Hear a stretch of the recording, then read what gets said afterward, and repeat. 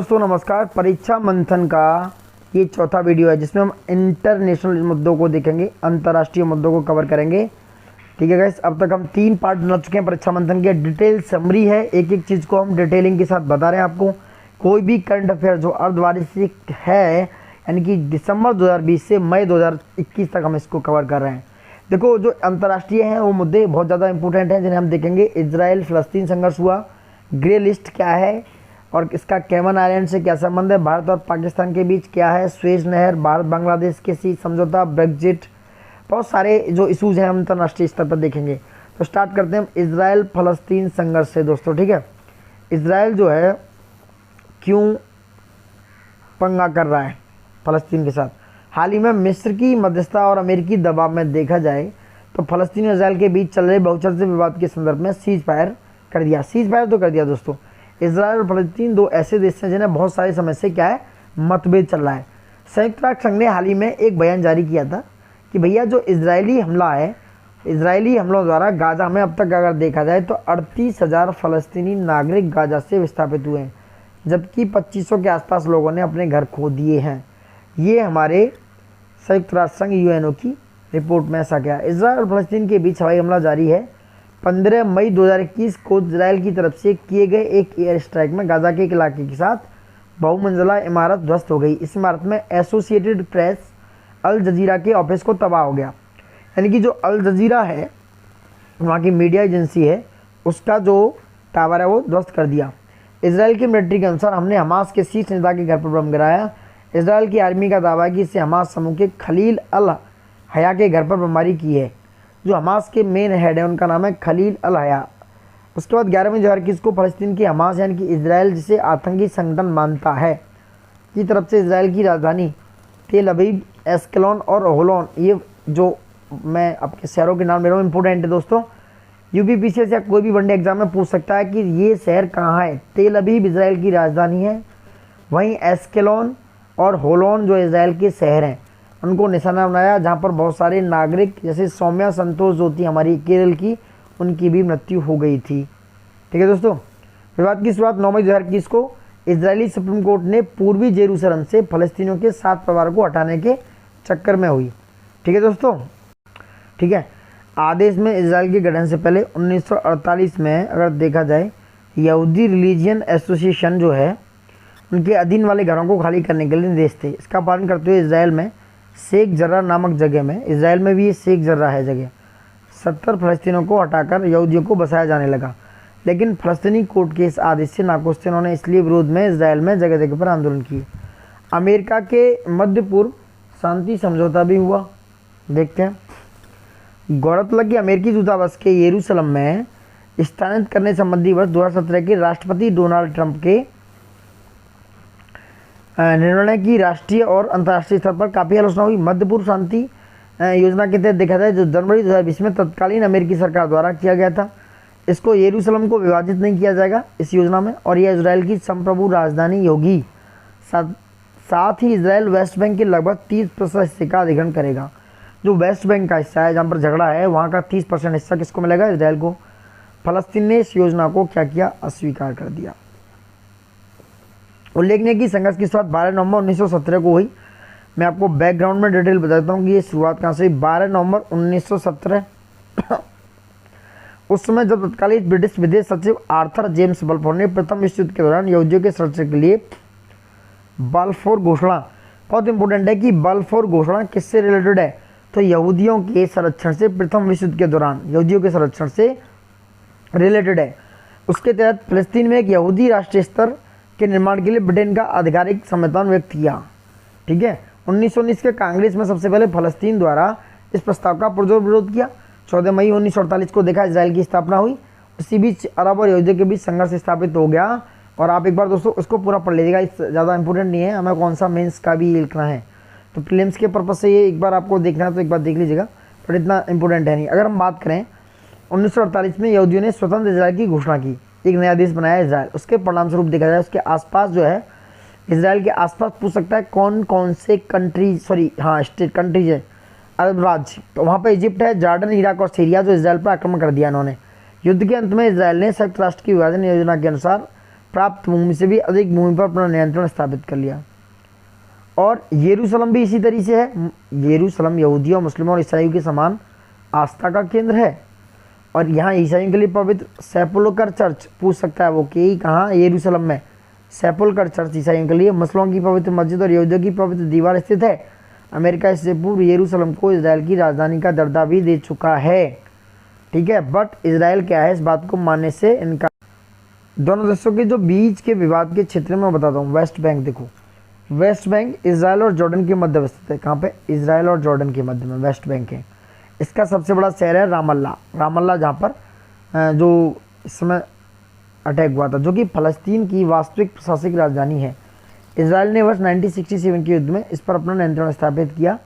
और बात West Bank में छोटी सी ज़मीन पर 30 लाख लोग रहते हैं, जिसमें 66% फ़लस्तीन और 14% लगभग 4,27,800 इजरायली बस्तियों के लोग हैं। ठीक है, ये था वेस्ट बैंक जो कि इसराइल और जॉर्डन के बीच में है। वहीं एक और गाजा पट्टी पर विवाद है। गाजा पट्टी पर क्या विवाद है, गाजा पट्टी इसराइल और मिस्र के बीच में है। ध्यान रखना, जो वेस्ट बैंक है वो इसराइल और जॉर्डन के बीच में है और गाजा पट्टी इसराइल और मिस्र के मध्य स्थित है। इसराइल ने वर्ष 1967 में गाजा पट्टी का अधिग्रहण किया था, किंतु गाजा शहर के अधिकांश क्षेत्रों के नियंत्रण तथा उनके प्रतिदिन के प्रशासन पर नियंत्रण का निर्णय ओस्लो समझौते के दौरान किया गया था। वहीं 2005 में इसराइल ने इस क्षेत्र के यहूदी बस्तियों को हटा दिया, यद्यपि वह इस क्षेत्र में अंतर्राष्ट्रीय पहुंच को नियंत्रित करता है। गाजा जो है भूमध्य सागर, इसराइल और मिस्र से घिरा इलाका है। करीब 40 किलोमीटर लंबे और 10 किलोमीटर चौड़ाई वाले गाजा में करीब 17 लाख लोग रहते हैं। ये था आपका गाजा पट्टी विवाद। और वो उससे पहले हमने बताया वेस्ट बैंक विवाद। मैं सारे आपको एक बार अभी उसमें दिखा दूंगा, मैप में सारे आपको दिखा दूंगा दोस्तों। ठीक है, अब देखो गोलन हाइट्स क्या है, ये भी और देख लेते हैं। ये वाला विवाद भी मैं आपको बता दूंगा। तो देखो गोलन हाइट्स क्या है। गोलन हाइट्स जो है वो एक सामरिक पठार है। क्या है, प्लेट्यू, जिसे इसराइल ने वर्ष 1967 में युद्ध में सीरिया से छीना था। हाल ही में देखा जाए, अमेरिका ने आधिकारिक तौर पर यरूशलेम और गोलन हाइट्स को इसराइल का हिस्सा माना। उन्होंने कहा भैया यरूशलेम और ये जो गोलन हाइट्स है इसराइल का पार्ट है। वहीं गोलन हाइट्स जो है दक्षिण पश्चिम सीरिया में स्थित एक पहाड़ी इलाका है। कहाँ पर, दक्षिण पश्चिम साउथ वेस्ट सीरिया में। ठीक है, यह क्षेत्र इसराइल, लेबनान और जॉर्डन देशों की सीमा पर स्थित है। गोलन हाइट्स जो है इसराइल, लेबनान और जॉर्डन। इंपॉर्टेंट है दोस्तों, ये पूछेगा एक क्वेश्चन पक्का कि गोलन हाइट, वेस्ट बैंक या गाजा पट्टी किस किस के बीच में और कहाँ कहाँ है। यह इलाका रणनीतिक और स्ट्रेटेजिक तरीके से पॉलिटिकल रूप से बहुत महत्वपूर्ण है। सीरिया और इसराइल दोनों देशों पर विस्तृत दृष्टि प्रदान करता है, जिससे इस इलाके का सामरिक महत्व बढ़ जाता है। इसराइल ने गोलन हाइट्स को 1150 वर्ग किलोमीटर लगभग 440 वर्ग मील पर कब्जा कर लिया है। इसराइल ने 1967 में सीरिया के साथ 6 दिन के युद्ध के बाद गोलन हाइट्स पर कब्जा कर लिया। उस वक्त इलाके में रहने वाले ज़्यादातर सीरियाई अरब लोग अपना अपना घर छोड़कर चले गए। वहीं सीरिया ने 1973 में मध्य पूर्व युद्ध के दौरान गोलन हाइट्स को दोबारा हासिल किया। इसराइल को भारी नुकसान पहुंचा, उसके बावजूद सीरिया ऐसा करने में नाकाम रहा। 1974 में दोनों देशों के इलाकों में युद्ध विराम लागू हुआ और गोलन हाइट्स असैन्य क्षेत्र है, जिसकी मॉनिटरिंग UNDOF यानी कि संयुक्त राष्ट्र की एक संस्था है UNDOF, उसके द्वारा की जाती है। अब 1974 में इसराइल और सीरिया के बीच हुए युद्ध विराम समझौते के तहत इस क्षेत्र की निगरानी की जाती है। तो ये था आपको दोस्तों गोलन हाइट्स, गाजा पट्टी विवाद और वेस्ट बैंक। अब मैं आपको बताता हूँ, दिखाता हूँ आपका मैप कि कहाँ कहाँ है। ये मैप देख लो, थोड़ा और क्लियरिटी आ जाएगी। ठीक है दोस्तों, ये देखो दोस्तों, ये है आपका वो वाला पार्ट, ये लेबनान है, ये सीरिया है दोस्तों। मैं आपको एक बार प्रिंट कर लेता हूँ। देखो this Syria, this Lebanon. Syria की ये राजधानी है डमेस्कस। ये मेडिटेरेनियन सी का पार्ट है, दिस वन इज़ मेडिटेरेनियन सी, ये टोटली मेडिटेरेनियन सी है। और देखो ये लेबनान है, इसकी राजधानी है बैरूत, दिस वन। ये है Golan Heights, this one part Golan height का पार्ट है, जो सीरिया का पार्ट है, बट इसमें इसराइल के कंट्रोल में है। और ये तेल अवीव है, जो कि राजधानी है किसकी, यरूशलेम की। ठीक है दोस्तों, सॉरी इसराइल की। और ये जो इलाका है दोस्तों, ये वेस्ट बैंक है, जिस पे विवाद है इसराइल और फ़लस्तीन का। दिस वेस्ट बैंक इलाका, ये गाजा स्ट्रिप है, ये इसराइल का पार्ट है, इसराइल ने इससे कवर किया हुआ है। और ये जॉर्डन है, ठीक है। और ये डेड सी, ये जो पार्ट है डेड सी का पार्ट है। ये पूरा मैप मैं आपको दिखा रहा हूँ, शायद क्लियर हो रहा होगा। ठीक है, ये गाजा स्ट्रिप जो है इसराइल के अंडर है, जिसने इसराइल ने इस पर कब्जा किया हुआ है। ये नीचे क्या है, ये इजिप्ट है। और ये देखो इजिप्ट, ये सऊदी अरबिया का पार्ट है, सऊदिया पेनिनसुला है ये। और ये इधर मैंने बताया मेडिटेरियन सी का पार्ट था टोटल, ये डेड सी है। और इधर सऊदी अरब है, ये इधर की साइड में ये डेड सी का पार्ट है, ठीक है। ये इजराइल है दोस्तों, और ये जॉर्डन है, ये टोटली जॉर्डन, ठीक है। तो सारे पार्ट मैंने दिखे दिए कि कौन किसके बीच में है, मैंने आपको क्लियर बता दिया। और भी आपको दिखाता हूँ एक बार और, देखो ये क्या है, लेबनान में बताया था। अब देखो जो लैंड ऑक्यूपाई किया था इसराइल ने 1967 में, वो क्या है मैं आपको दिखाता हूँ। जो येलो वाला पार्ट है ना, ये लैंड एक्वायर किया है, मैंने बताया गोलन हेड को, उसके बाद वेस्ट बैंक को, गोलन हेड को सीरिया से। ये जो गोलन हेड है किस किस के बीच में दोस्तों, ये किसके, ये क्या है, इसराइल और सीरिया के बीच में है। ये वेस्ट बैंक, ये जॉर्डन और इसराइल के बीच में है। जो मैंने बताया ये इसराइल है, ओ सॉरी जॉर्डन है, ये जॉर्डन है और ये इसराइल है। ये जेरूशलम है और ये गाजा स्ट्रिप है। ये गाजा स्ट्रिप को भी एक्वायर किया था 1967 की फाइट में, और ये इसराइल का पार्ट है। और गाजा जो है वो दोस्तों इजिप्ट और इसराइल के बीच में है। बहुत इंपॉर्टेंट है, अभी क्लियर करके मैं बता दे रहा हूँ, थोड़ा लंबा खिंच रहा है। ये किसका पार्ट है, गाजा जो है ये इजिप्ट इधर है और ये सिनाई पेनिनसुला है। तो ये गाजा जो है ये पार्ट है इसराइल और इजिप्ट का, ठीक है। और ये जॉर्डन मैंने आपको बता दिया, जो जॉर्डन है इसराइल और वेस्ट बैंक का पार्ट है। तो सारी चीज़ें मैंने आपको क्लियर कर दी। ये यहाँ पर डेड सी है दोस्तों, और ये मेडिटेरियन सी है दोस्तों, ठीक है। अब ये क्लियर हो चुका, आपको मैंने दो मैप दिखा दिए हैं, ठीक है। अब आगे बढ़ते हैं, ठीक है। देखो अब है ग्रे लिस्ट में कैमन आइलैंड, यानी कि कैमन आइलैंड को ग्रे लिस्ट में रखा गया है। पहली बात तो ये कैमन आइलैंड है क्या, ये बहुत ज़रूरी है दोस्तों। तो फरवरी 2021 में भारत में प्राप्त होने वाला जो FDI आता है, वो कैमन आइलैंड को वित्तीय कार्रवाई कार्यबल FATF financial action task force जिसे बोलते हैं, उसने ग्रे लिस्ट में डाल दिया है। किस में, ग्रे लिस्ट में, ठीक है, ग्रे लिस्ट में। भारत के पड़ोसी देश में पाकिस्तान को इस लिस्ट में, मोस्ट इंपोर्टेंट, पाकिस्तान को किस लिस्ट में बरकरार रखा गया है, ये देखने वाली बात है। इस लिस्ट में शामिल अन्य देशों में बुर्किना फासो भी है, मोरक्को और सेनेगल द्वीप समूह है, ध्यान रखना। क्योंकि सबसे बड़ी बात वो पूछ सकता है कि पाकिस्तान को छोड़ के और कंट्रीज को देगा, जैसे बुर्किना फासो, मोरक्को और सेनेगल द्वीप समूह, क्या इट इज़ ग्रे लिस्ट का पार्ट है या नहीं।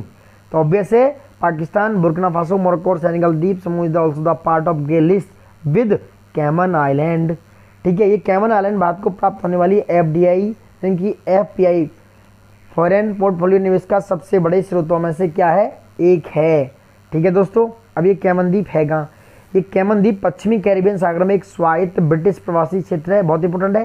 कैमन आइलैंड को मैच करके पूछेंगे कि ये फ्रांस का पार्ट है या ग्रेट ब्रिटेन का, but it is not the part of great Britain, not the part of France, it's the part of पश्चिमी कैरिबियन सागर। इस द्वीप का क्षेत्रफल 264 वर्ग किलोमीटर है, जिसमें ग्रैंड कैमन, कैमन ब्रॉक और लिटिल कैमन 3 द्वीप हैं, ठीक है।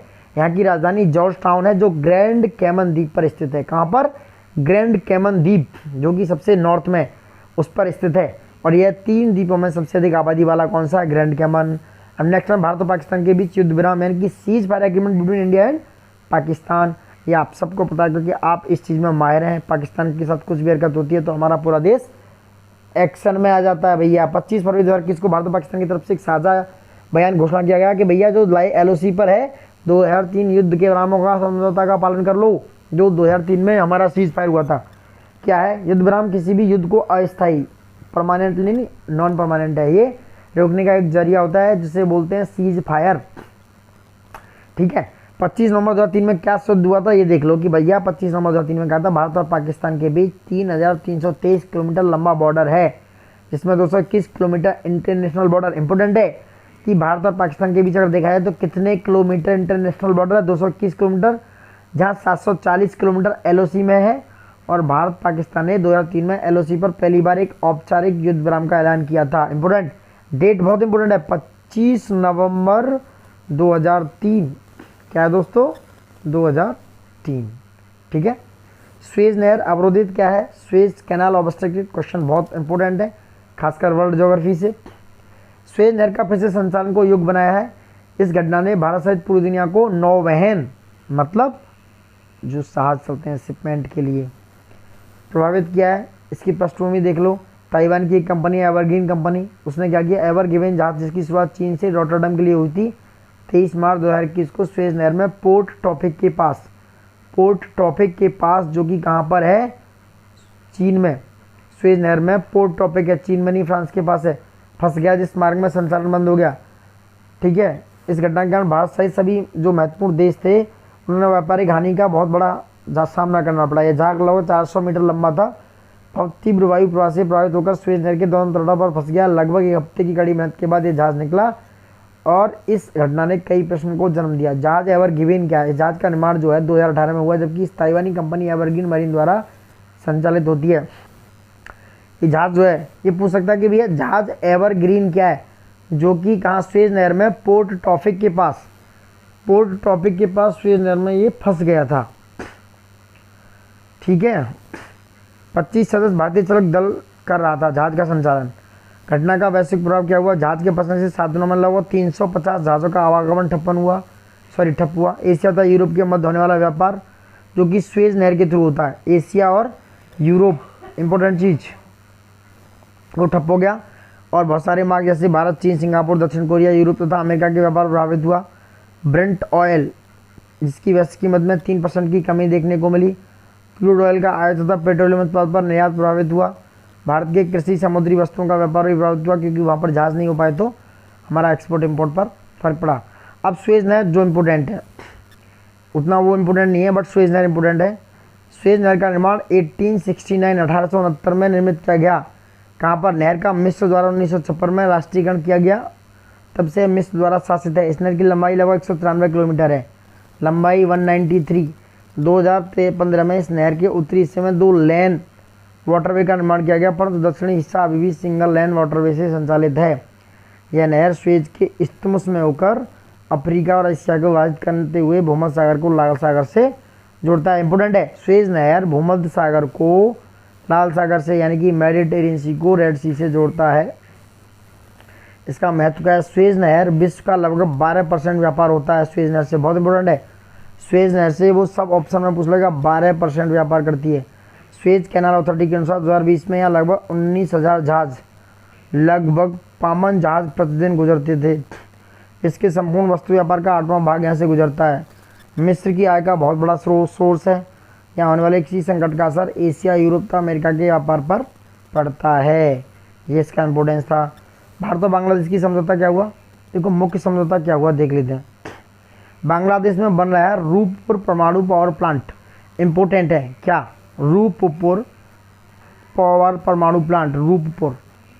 ठीक है, इसका इंफ्रास्ट्रक्चर डेवलपमेंट जो है भारत की भागीदारी का उद्घाटन किया। साथ ही में दोनों देशों के बीच हल्दीबाड़ी चिलघाटी रेल रूट पर नई मिताली एक्सप्रेस ट्रेन चलाने का ऐलान किया। ये इंपॉर्टेंट है, हल्दीबाड़ी चिलघाटी रेल रूट पर मिताली एक्सप्रेस चली है।